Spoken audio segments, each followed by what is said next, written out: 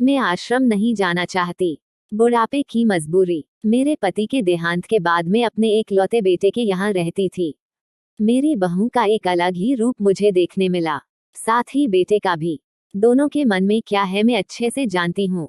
वो चाहते हैं कि मैं वृद्धा आश्रम चली जाऊं। उनके जाने के बाद मुझे ये सब देखना और सुनना पड़ेगा, इसका मुझे अंदाजा भी नहीं था। पर मैं मन मानकर अपने बेटे और बहू की बातें सुनकर भी यहाँ रहती हूँ, क्योंकि मुझे मेरे पोते और पोती दिखाई देते हैं। उनकी झलक पाकर मुझे सुकून मिलता है। घर के बाहर एक टिन की झोपड़ी में रहती हूँ। मेरी बहू को कोई दिक्कत नहीं हो इसलिए मैं घर के बाहर रहती हूँ। बेटे ने थोड़ी मेहरबानी की है तो ऊपर टिन की चादर लगवा दी है। समय समय पर थोड़ा राशन दे देता है तो मैं अपना बनाकर खा लेती हूँ। मैंने अपने बेटे को कह दिया है कि मेरी वजह से उन दोनों को कोई प्रॉब्लम नहीं होगी, बस मुझे यही रहने दे। इसी घर में मुझे मर जाने दे। मैं बस यही चाहती हूँ। मैं अपने आप को खुशकिस्मत समझती हूँ कि मेरे बेटे और बहू कम से कम मेरे लिए इतना तो कर रहे हैं। मेरा बेटा सुबह 9 बजे नौकरी जाता है और बच्चे भी उसी समय स्कूल जाते हैं। फिर शाम को 6 बजे मेरा बेटा वापस आता है। बच्चे 3 बजे आते हैं। उन्हें आते जाते निकलते देख मुझे बड़ा सुकून मिलता है। मेरे पति के दोस्त जब कई दिनों बाद आए, मेरे पति के दोस्त थे, उनकी पत्नी का भी स्वर्गवास हो गया है। उस समय पर वो हमारे घर पर आया करते थे। उनसे हमारे अच्छे रिश्ते थे। उनका घर हमारे घर से थोड़ी दूरी पर था। पैरों में समस्या हो गई थी, ठीक से चल भी नहीं पाते थे। वो बड़े दिनों बाद मेरे यहाँ आए। मुझे उन्हें देखकर अच्छा लगा। उनका हाल भी मेरी तरह ही था। बच्चे अब उनसे भी परेशान थे। आकर मेरे पास अपना दुखड़ा रोते थे और उन दिनों को याद करते थे। बुढ़ापा हम जैसों को बहुत रुलाता है। उनकी पत्नी का स्वर्गवास हो गया था और उन्हें चलने उठने में समस्या थी, इसलिए वो तो अपना खाना भी नहीं पाते थे। मेरे पास आए तो मैं समझ गई कि यह इतनी मुसीबत में चलकर पुराने दोस्तों के यहाँ चाय और खाने की चाह में ही जाते होंगे। उनकी भी अपनी मजबूरी थी। वो आए तो मैंने उनके लिए खाना बनाया और उन्हें खिलाया। मना कर रहे थे नहीं खाना, लेकिन मुझे पता था कि उनको भूख लगी है। बहू ने खाना नहीं दिया। मेरी बहू ने मुझे और उन्हें खाना खाते देख लिया। वो कुछ भी ना बोली।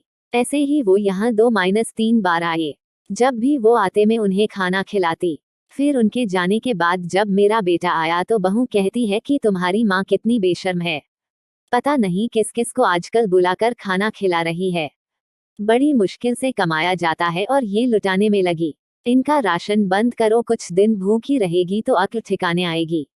मैंने कहा कि मैं अपने हिस्से का उन्हें खिलाती हूँ, तुम्हारे पिता के पुराने मित्र है। फिर भी बहू का उल्टा सीधा बोलना शुरू रहा। घर के बाहर रहकर इनको आजादी मिल गई है, पता नहीं क्या क्या करती है।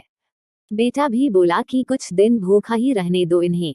मुझे मेरे बेटे ने घर के पीछे सीढ़ी के पास ले जाकर बिठा दिया, कहा कि अब यही बैठो। मेरे तो अब आंसू भी सूख गए थे। अगले दिन मुझे खाना नहीं मिला। मेरे टिन के उस छोटे से कमरे को बहू ने तोड़ दिया। तब मुझे लगा कि अब मैं गलत कर रही हूँ। एक दिन पूरा भूखा रहने के बाद मैंने सोचा कि मैं गलत कर रही हूँ। मुझे अब अपने बेटे के यहाँ नहीं रहना चाहिए और शायद गलती भी मेरी ही है।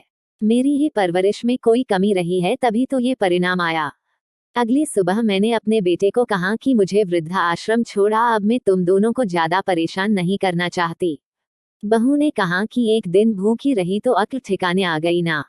बेटे के चेहरे पर भी अजीब सी खुशी थी, जल्दी से तैयार हो गया मुझे छोड़ने के लिए। बहू कह रही थी कि आज की छुट्टी ले लो, यही आसपास मत छोड़ आना, कहीं 3 दिन में वापस आ जाए। मैंने अपनी बहू से कहा कि बेटी चिंता मत कर, मैं अब नहीं आऊंगी। मैंने अपने पोता पोती को गले लगाया। मुझे पता था कि अब मिलना नहीं हो पाएगा। बेटे को भी चाहती थी कि एक बार जी भर के गले लगा लूं, लेकिन वो बोला चलो जल्दी करो। मैंने बहू को कहा कि बेटी अपना ध्यान रखना। मेरा बेटा मुझे छोड़ आया। वहां आकर मैंने देखा कि मेरी तरह कई है। थोड़े दिन उदास रहते हैं, फिर सच को स्वीकार कर लेते हैं। मैं अब यहाँ खुश हूँ, कुछ काम भी करती हूँ। मैं चाहती हूँ कि ऐसा कहूँ कि ऐसा किसी के साथ ना हो, लेकिन ऐसा कब किसके साथ हो जाए कोई बता नहीं सकता। लेकिन माँ बाप को ऐसे समय के लिए भी तैयार रहना चाहिए। बस बच्चों को पाल कर बड़ा कर दो, उनसे कुछ उम्मीद मत रखो।